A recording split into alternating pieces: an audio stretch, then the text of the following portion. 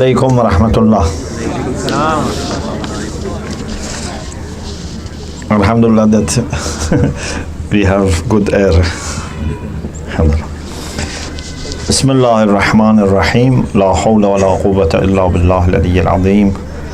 الحمد لله رب العالمين. صلى الله على سيدنا ونبينا أبي القاسم المصطفى محمد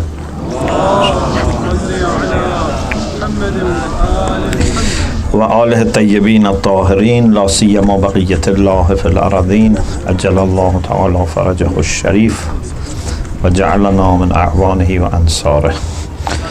اللهم أخرجني من ظلمات الوهم وأكرمني بنور الفهم.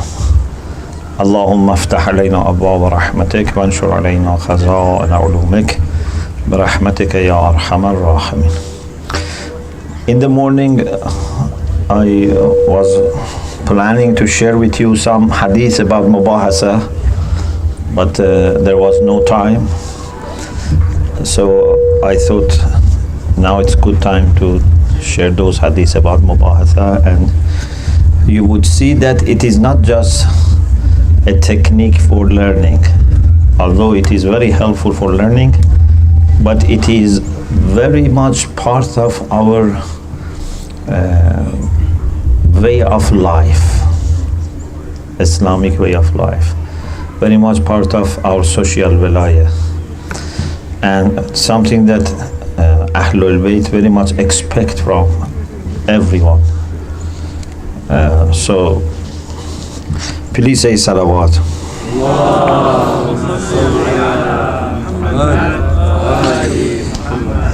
Rasulullah sallallahu alaihi wasallam said, if we were able to request Rasulullah to give us few hadiths for KLC, could not be better than this, Tazakaru. Yes. Try again, sir. Tazakaru. وتلاقوا وتحدثوا. Rasulullah sallallahu alaihi wasallam said, discuss and do muzakara. Muzakara means to remind each other. It is used for discussion. So he says, discuss with each other. وتلاقوا, do mulaqat, meet each other.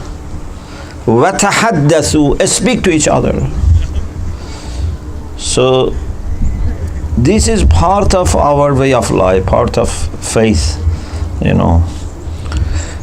فإن الحديث جلاء للقلوب. Hadith, either meaning that in your discussions, when you review our hadith, it polishes the heart, or your own speech with each other polishes the heart. It can be both, because when we speak, definitely our mubahatha and discussion will be involving reference to hadith and teachings of Rasulullah and Ahlul Bayt. Hadith polishes the heart. Our heart gets dusted, smoked, and this kind of mubahatha, Rasulullah doesn't say read the book of hadith alone. So discuss and meet each other. So these hadiths are something that we need to approach together, collectively. Okay? It's like, for example, some games you can play alone, some games you cannot play alone. Yeah? You cannot play football alone. To be Shia is something that you cannot play alone. You need to be together. إن القلوب لترين كما يرين السيف جلاؤها الحديث. Sometimes swords need polishing. If time passes, they need to polish them. Hearts are also like this. There is erosion, there is problem. You have to polish it. When you meet each other for the sake of Allah, you have mubahatha, This polishes your heart. Amir المؤمنين عليه السلام said, إذا اجتمع المسلمان فتذاكرا غفر الله لأبشهما بصاحبه. When two believers meet and discuss, do muzakara, Allah forgives the one who was more smiling and more showing more joy to the other. So you should try to be the one who gives more joy, shows more happiness, respect to the other parties, so that you will receive more from Allah subhanahu wa ta'ala. Also, it is quoted from him, تذاكروا وتذاكروا الحديث. Visit each other and discuss hadith. فإنكم إن لم تفعلوا يدرس علمكم. If you don't meet and discuss, your knowledge will be outdated and will be damaged. It's from enderas. Yeah. So discussion keeps your knowledge fresh and active and effective. Otherwise, knowledge will either be forgotten or will be hiding in some places in your mind, has no impact on your life. Imam Baqir alayhi salam said, Rahimallahu abdan ahyal ilm. May Allah's mercy be upon the servant who revives knowledge. Qila wa ma ihya'uhu. Someone asked, what is the revival of knowledge? Imam alayhi salam said, An yudhakira bihi ahluddin wal wara. Revival of knowledge is that people who have faith and taqwa, piety, they do discussion. Discussion is ihya'ul ilm. So when 2, 3, 4 people are doing mubahatha, you are reviving knowledge. It's not just for yourself. Because as long as there are some, this is my idea. In knowledge of Allah, everything is there. Okay? But that is not enough. As long as there are some human beings who have active connection with knowledge, we can say knowledge is alive among us. If it is in the books, it's not enough. If it is in the memories, it's not enough. But when it is actively present in our heart, that is life of knowledge. So we human beings can keep knowledge alive. Okay?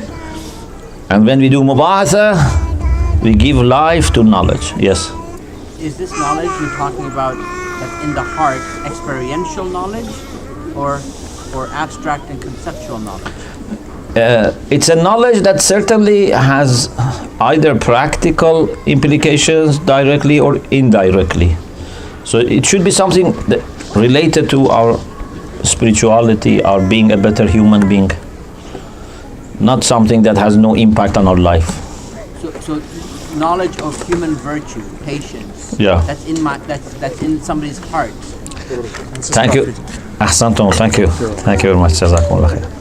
Yes. That's in the heart is active knowledge. It's being employed in day-to-day activity. Is that a fair statement? Yeah.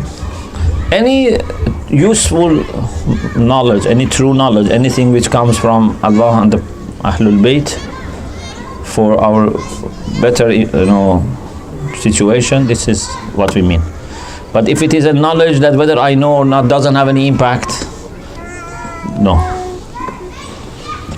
Alhamdulillah, children are also doing their processions. So shall I repeat it or you wrote it down? Recording. You know, one of the etiquettes of also knowledge is to always take notes. قيدوا العلم بالكتابة. Always, don't rely on your memory. Even when you have good memory, always take notes. So, وَمَا إِحْيَاهُ, I repeat. When Imam Baqir alayhi salam said, رَحِمَ اللَّهُ عَبْدًا أَحْيَا الْعِلْمِ, he was asked, وَمَا إِحْيَاهُ, what is the revival of knowledge? He said, أَنْ يُذَاكِرَ بِهِ أَهْلُ الدِّينِ وَالْوَرَعَ. When people who have faith and taqwa, they do mudhakaratul ilm, mubahasa, this is revival of knowledge. So for example, if there are lots of beautiful points in Al-Mizan, in the book it's published everywhere, but there are no human beings who actively remember and, you know, keep it in their heart and practice, it's dead. Libraries don't keep knowledge alive. Yeah?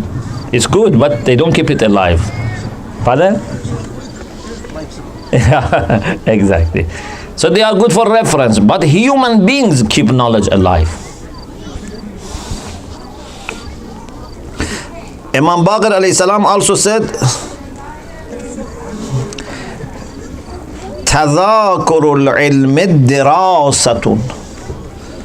Discussion of knowledge by itself is like learning. It's a kind of a study. You may say, you know, instead of doing Mubahatha, I take one more lesson, for example. So I can have one lesson and one Mubahatha, or two lessons without Mubahatha. Imam says, Mubahatha by itself is like taking a lesson. Don't think you are wasting time or you are slowing down, because it helps you to absorb. تذاكروا العلم دراسة. There is no teacher, but still you are learning and studying through Mubahatha. وَالدِّرَاسَةُ صَلَاةٌ حَسَنَةٌ. And this dirasa is ibadah, is like salat. So it's very spiritual, very much pleasing to Allah subhanahu wa ta'ala.